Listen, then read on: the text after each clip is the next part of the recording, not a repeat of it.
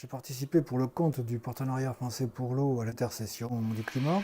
Je vous rappelle que chaque année, il y a deux grandes réunions climat. Il y a la convention climat qui a lieu à la fin de l'année et il y a toujours une intercession qui a lieu à Bonn au milieu de l'année.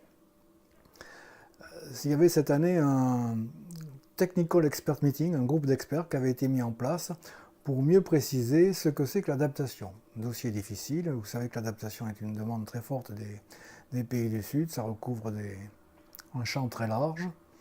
Et donc on était chargé un petit peu de faire un petit peu le point de ce qu'on pouvait dire des plans nationaux d'adaptation, des divers domaines touchés, etc., etc.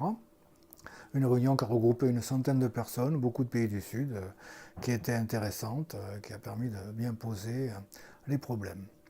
En parallèle, il y avait, comme d'habitude, effectivement, toute une série de séances de négociation. Cette année, les négociations ont été très techniques.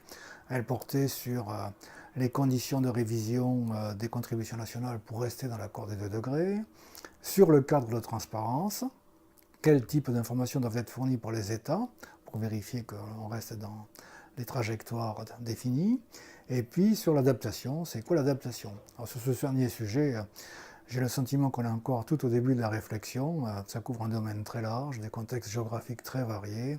Comme l'a dit un des délégués, encore faudrait-il savoir de quoi on parle.